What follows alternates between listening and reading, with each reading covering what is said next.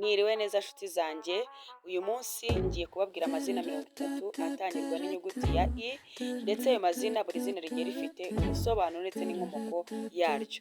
Reka duhere ku mwanya wa 30 rero dusanga izina Ingrid. Ingrid ni izina ryiza cyane rikomoka muri Scandinavia, rikaba risobanuye ngo umwiza cyangwa se umugore w'ikirenga ufite ubwiza. Tugeze ku mwanya wa 29 dusanga Iola. Iola ni izina ryiza cyane rikomoka mu Bugiriki, irindi zina risobanuye ngo ubwiza bw'ururabo cyangwa se utuje cyangwa se ufite umutima mwiza. Tugeze ku mwanya wa 28 ho tuhasanga izina Yona noneho ryo ni izina ryiza cyane rikomoka muri Bibiliya, riva ku izina Yona rikaba risobanuye ngo umuntu w'umutima w'umunyamumaro, umuntu ufite umutima w'umunyamumaro, rikaba rikomoka ku izina Yona. Hanyuma iri zina rikaba ryarakomotse muri Bibiliya. Tugeze kuri mwanya wa 27 aho dusanga izina Irene. Irene ni izina rikomoka mu Bugiriki, rikaba risobanuye ngo amahoro cyangwa se ituze. Aya ni amazina meza wakwita umukobwa kandi n'amazina agezweho afite icyerekezo ndetse n'ubusobanuro. Komeza ukurikirane video yose kugira ngo umenye kugeza ku mwanya wa mbere izina ryiza. Tugeze ku mwanya wa 26 aho tuhasanga izina Iris ni izina ryiza cyane rikomoka mu Bugiriki. Iri ni izina wakwita umukobwa, rikaba risobanuye ngo intumwa y'abandi. Iris ni izina ryiza cyane wakwita umukobwa. Tugeze ku mwanya wa 24 aho dusanga Irma ni izina ryiza cyane wakwita umukobwa. Iri zina rikomoka muri Turikiya, rikaba rifite ubusobanuro buvuga ngo ukomera cyangwa se ukomeye. Irma ni izina ryiza cyane wakwita umukobwa kandi rigezweho. Tugeze ku mwanya wa 23 aho dusanga izina Isla ni izina ryiza cyane rikomoka muri Scotland, rishobora no gukomoka muri Espagne. Iri zina rifite ubusobanuro buvuga ngo uwahiswemo cyangwa se uwatoranyijwe. Iri ni izina ryiza cyane wakwita umukobwa. Tugeze ku mwanya wa 22 aho dusanga izina Ivana ni izina ryiza cyane wakwita umukobwa, rikomoka mu Burusiya, rishobora gukomoka muri Ireland cyangwa se muri France. Iri zina rikaba risobanuye ngo impano y'Imana.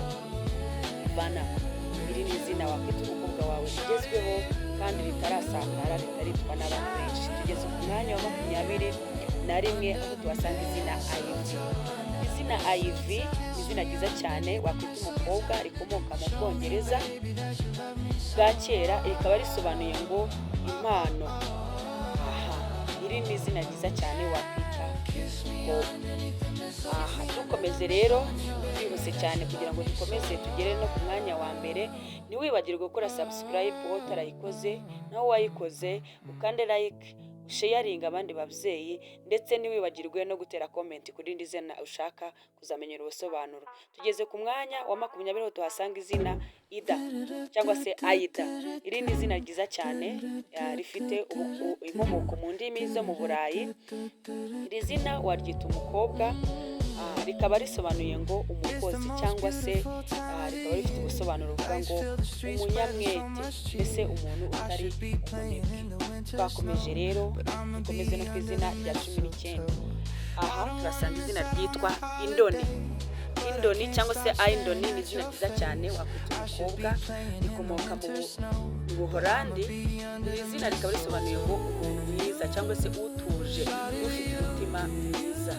Indoni cyangwa se Idoni, iri ni izina ryiza cyane wakwita umukobwa muri iki gihe kandi rikaba izina rifite ubusobanuro bwiza.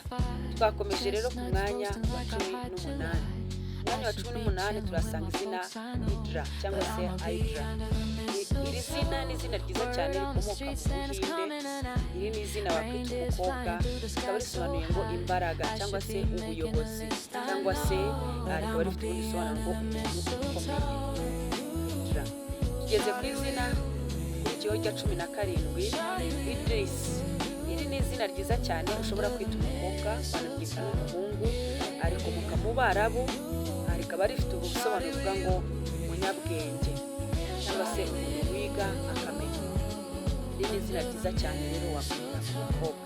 Dukomeze ku mwanya wa 16 aho dusanga izina ryitwa Ilona. Ilona ni izina ryiza cyane wakwita umukobwa, rikomoka muri Hangari.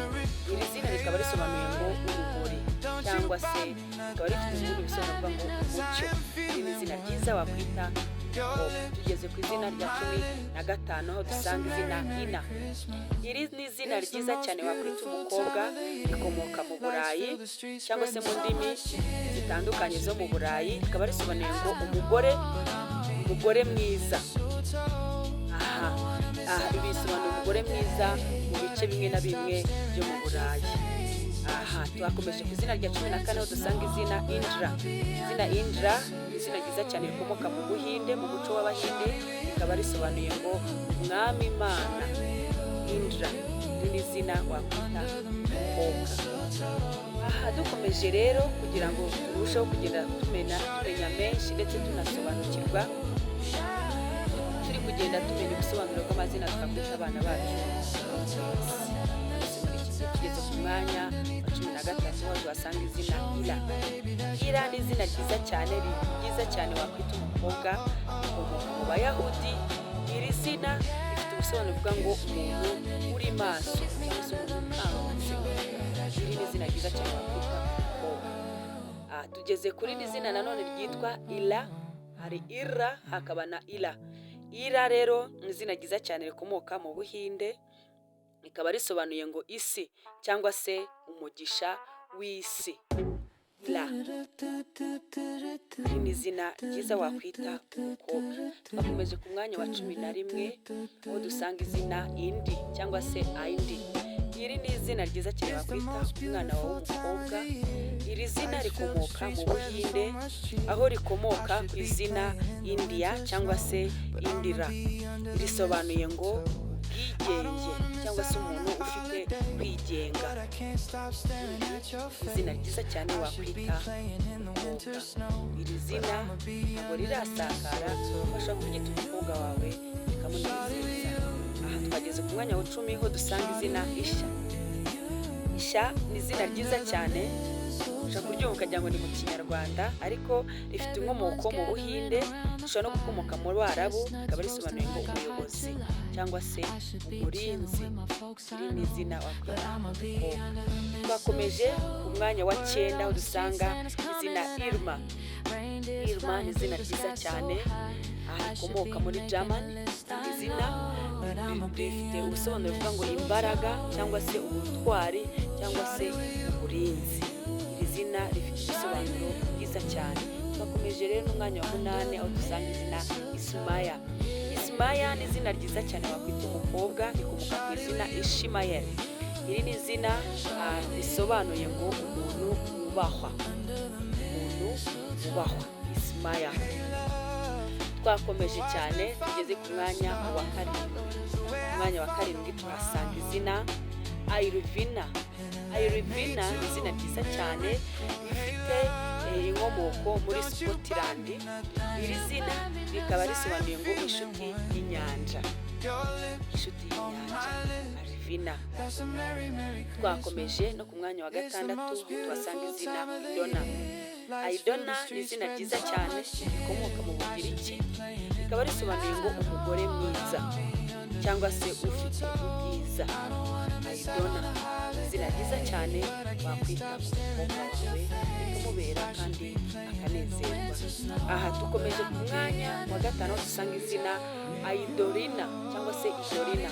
Iri ni izina ryiza cyane rikomoka mu ndimi zimwe zo mu Burayi, aho risobanuye ngo umukobwa mwiza. Twageze ku mwanya wa 4 tuhasanga izina Ilisa. Ilisa ni izina ryiza cyane wakwita umukobwa, rikomoka mu Bayahudi, rikaba risobanuye ngo umuntu wiyeguriye Imana cyangwa se ufite kwizera. Dusanga izina ku mwanya wa 3 Inaha ni izina ryiza cyane wakwita umukobwa, rikomoka muri Aziya, rikaba risobanuye ngo umugore ufite ubumuntu. Tugeze ku mwanya wa 2 aho tuhasanga izina Aiona. Aiona ni izina ryiza cyane rikomoka muri Poland, rikaba risobanuye ngo rifitanye isano n'izina Yvonne, rikaba risobanuye ngo ufite umugisha.